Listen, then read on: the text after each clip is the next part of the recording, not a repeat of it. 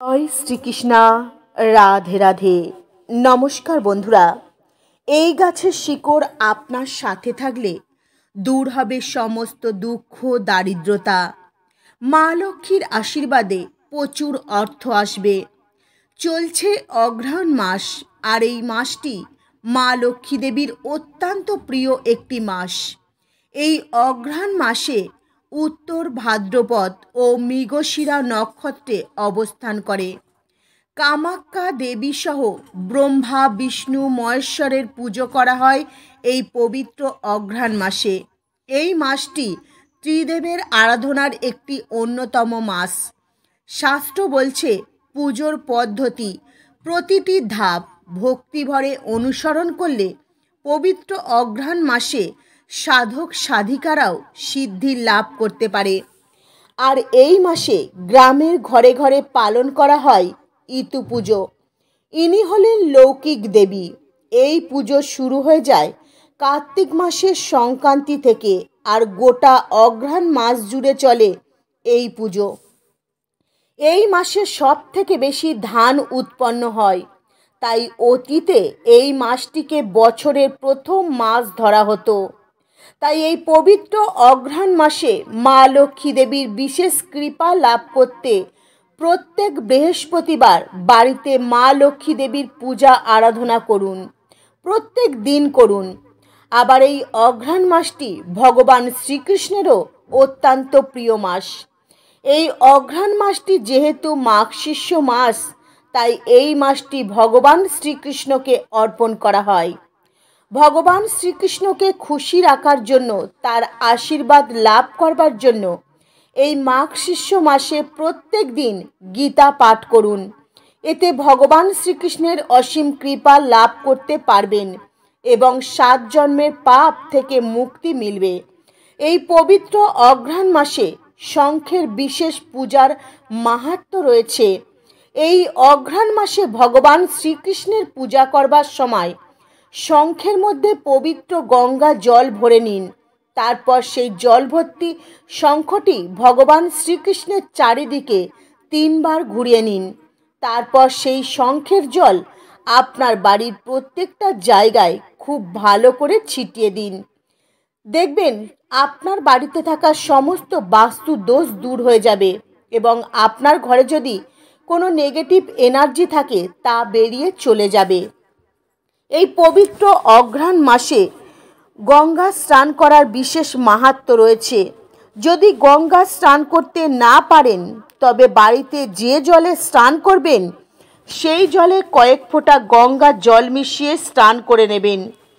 এই মাসে প্রত্যেক দিন স্নান করবার পর মাতা লক্ষ্মী দেবীর পূজা আরাধনার সাথে সাথে ভগবান শ্রীকৃষ্ণের পূজা পাঠ করবেন, ভজন কীর্তন করবেন, হরে কৃষ্ণ মহামন্ত্র জপ করবেন, লক্ষ্মীর পাঁচালি পাঠ করবেন, গীতা পাঠ করবেন। আর ভগবান শ্রীকৃষ্ণের পূজা করবার সময় হাত জোড় করে আপনাদের মনস্কামনা জানাবেন। আর ওং নমো ভগবতে বাসুদেবায় নমো এই মন্ত্র জপ করবেন। এই পবিত্র অগ্রহায়ণ মাসে ভক্তি ও নিষ্ঠা ভরে বাড়িতে মা লক্ষ্মী ও ভগবান শ্রীবিষ্ণুর পূজা করবেন। ভগবান শ্রীবিষ্ণুকে একটি তুলসী পাতা ভোগে অর্পণ করবেন। পূজা পাঠের শেষে সেই তুলসী পাতা ভোগ থেকে তুলে নিয়ে ভোগ হিসাবে গ্রহণ করবেন। ভগবান শ্রীবিষ্ণু ও মাতা লক্ষ্মী দেবীর আশীর্বাদে আপনাদের শরীর স্বাস্থ্য সুস্থ থাকবে, ভালো থাকবে। যে বাড়িতে ভগবান শ্রীবিষ্ণু ও মাতা লক্ষ্মী দেবীর ভক্তি নিষ্ঠা ভরে পুজো পাঠ করা হয়, সেই বাড়িতে দুঃখ দারিদ্রতা রোগ ব্যাধি বাধা বিপত্তি স্পর্শ করতে পারে না। বন্ধুরা, আজকের এই ভিডিওতে আপনাদের জানাবো অগ্রহায়ণ মাসে মা লক্ষ্মী দেবীর প্রিয় কোন গাছের শিকড় ধারণ করবেন। তার আগে আমার প্রত্যেক বন্ধুদের কাছে অনুরোধ রইল, আপনারা ভিডিওটি সম্পূর্ণ মনোযোগ সহকারে দেখবেন। ভিডিওটি দেখে ভালো লাগলে একটি লাইক করে দেবেন আর কমেন্টে মনে ভক্তি রেখে জয় শ্রীকৃষ্ণ রাধে রাধে লিখতে কখনোই ভুলবেন না। আর আমার চ্যানেলে যদি নতুন বন্ধু হয়ে থাকেন, চ্যানেলটিকে সাবস্ক্রাইব করে পাশে থাকার অনুরোধ রইল। বন্ধুরা, এই পবিত্র অগ্রহায়ণ মাসে যদি এই গাছের শিকড় ধারণ করতে পারেন, তো রাতারাতি আপনাদের জীবনে এক আমূল পরিবর্তন আসবে, তা আপনারা নিজের চোখে দেখতে পাবেন। এই গাছের পাতাটি ছাড়া কখনো মা লক্ষ্মীর পূজা হয় না। মা লক্ষ্মী দেবীর পূজা অসম্পূর্ণ থেকে যায়। যে শিকড় আপনাদের ধারণ করতে বলছি, এই গাছটির মধ্যে রয়েছে চমৎকারী শক্তি। এই গাছটির মধ্যে রয়েছে মা লক্ষ্মী দেবীর বিশেষ কৃপা ও আশীর্বাদ। বন্ধুরা, জীবনে চলার পথে আমাদের প্রত্যেকেরই কম বেশি অর্থের প্রয়োজন। এই অর্থ ছাড়া আমরা এক পাও চলতে পারি না। অনেক মানুষ রয়েছেন দিনরাত কঠোর পরিশ্রম করেও কঠোর পরিশ্রমের তারা ন্যায্য মূল্য পান না। এমন অনেক মানুষ রয়েছে জীবনে উন্নতি ও সফলতার পথে নানান রকম বাধা বিঘ্ন সৃষ্টি হয়। মা লক্ষ্মী হয়তো তাদের ওপর কোনো কারণে রুষ্ট হয়ে রয়েছেন, তাই ওই ব্যক্তির টাকা পয়সা কিছুতেই সঞ্চয় করে রাখতে পারছেন না। কোনো না কোনো কারণে টাকা পয়সা জলের মতো খরচ হয়ে যাচ্ছে। ওই ব্যক্তির ঘরে সর্বদাই ঝগড়া, অশান্তি, কলহ, রোগ ব্যাধি লেগে রয়েছে। যদি বন্ধুরা আপনারা এই রকম সমস্যার সম্মুখীন প্রতিনিয়ত হয়ে চলেছেন, এই রকম সমস্যা যদি আপনাদের জীবনকে ছারখার করে দেয়, বন্ধুরা আপনি হয়তো আপনার মনের মতো কাজ করতে চাইছেন, অনেক পরিশ্রম করছেন, চেষ্টা করছেন, তবুও আপনার মনের মতো কাজ পাচ্ছেন না। বা হয়তো আপনি খুব ভালো কাজ করছেন, প্রচুর টাকা পয়সা ইনকাম করছেন, কিন্তু সেই টাকা পয়সা কিছুতেই সঞ্চয় করে রাখতে পারছেন না। যে কোনো কারণে সেই টাকা পয়সা জলের মতো খরচ হয়ে যাচ্ছে। বন্ধুরা, এই সকল সমস্যা আপনার জীবন থেকে একেবারে দূর করে দিতে পারে আজকের এই ভিডিওতে যে চমৎকারী গাছের শিকড়টির কথা আপনাদের জানাচ্ছি। তো সঠিক নিয়মবিধি মেনে আপনারা যদি এই শিকড়টি ধারণ করতে পারেন, তো আপনাদের জীবনে পরিবর্তন আসতে বাধ্য। আপনাদের জীবনে থাকা সমস্ত বাধা বিঘ্ন, রোগ ব্যাধি, দুঃখ, দারিদ্রতা, অর্থকষ্ট দূর হবেই। আর আপনাদের জীবন সুন্দর হয়ে গড়ে উঠবে। আপনাদের জীবন শান্তিতে পরিপূর্ণ হবে, সুখ শান্তি সমৃদ্ধিতে আপনাদের জীবন ভরে উঠবে। বন্ধুরা, এই বিশেষ উপায়টি আপনারা অঘ্রাণ মাসের যে কোনো দিন অবশ্যই করতে পারেন। বন্ধুরা, আজকের এই ভিডিওতে যে চমৎকারী গাছটির কথা আপনাদের জানাচ্ছি, সেই গাছটি হলো পান গাছ। হ্যাঁ বন্ধুরা, আপনারা একদম ঠিক শুনেছেন। পান পাতা ছাড়া কোনো মাঙ্গলিক শুভ কাজ বা পুজো পার্বণ হয় না। এই পান পাতা প্রয়োগ অবশ্যই করা প্রয়োজন। এই পান পাতা ছাড়া যে কোনো পূজাপাঠ, মাঙ্গলিক কাজ অসম্পূর্ণ থেকে যায়। পানকে অত্যন্ত শুভ বলা হয়েছে। এই পান মা লক্ষ্মী দেবীর অত্যন্ত প্রিয়। মা লক্ষ্মী দেবীর ঘর স্থাপন পান ছাড়া অসম্পূর্ণ থেকে যায়। এছাড়াও মা লক্ষ্মী দেবী ছাড়াও অন্যান্য দেবদেবীকে যখন আমরা আমাদের গৃহে আহ্বান জানাই, তখন কিন্তু পান সুপারি দিয়ে দেবদেবীকে আহ্বান জানাই। পান পাতা শুভ ও সমৃদ্ধির প্রতীক। তাই পুজোর সময় পানের ওপর সুপারি রাখা হয়, পুজো পাঠ করা হয়, তারপর সেই পান সুপারি ভগবানকে নিবেদন করা হয়। এই পান পাতা নিবেদন করলে মা লক্ষ্মী দেবী অত্যন্ত প্রসন্ন হয়ে যান। শুধু মা লক্ষ্মী দেবী নয় বন্ধুরা, এই পান সুপারি অর্পণ করলে সমস্ত দেবদেবী প্রসন্ন হয়ে যান। জ্যোতিষ শাস্ত্র মতে পান 3টি দেবতার প্রতিরূপ। লবঙ্গ, এলাচ, সুপারি, কর্পূর সহ পান ভগবান শিবকে অর্পণ করলে ঘরের পরিবেশ শান্তিতে থাকে। ভগবান শ্রীবিষ্ণু পান অত্যন্ত প্রিয়। ভগবান শ্রীবিষ্ণুর পূজায় পান অর্পণ করতে পারলে প্রত্যেকটা কাজে সফলতা অর্জন করা যায় এবং জীবনে থাকা সমস্ত বাধা বিঘ্ন কেটে যায়। বন্ধুরা, কথিত আছে সূর্য উদয়ের আগে শয্যা ত্যাগ করা, অর্থাৎ ঘুম থেকে যদি ওঠা যায়, তো এটা শরীর স্বাস্থ্যের দিক থেকে অত্যন্ত ভালো ও ভাগ্যের উন্নতিও হয়।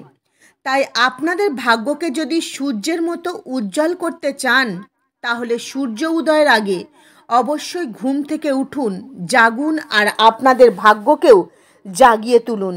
ঘুম থেকে উঠে বাসি বিছানায় বসে সবার প্রথমে আপনাদের হাতের তালুর দর্শন করবেন, মাতা লক্ষ্মী দেবীকে স্মরণ করবেন, মাতা সরস্বতী দেবীকে স্মরণ করবেন, ভগবান শ্রীকৃষ্ণকে স্মরণ করবেন।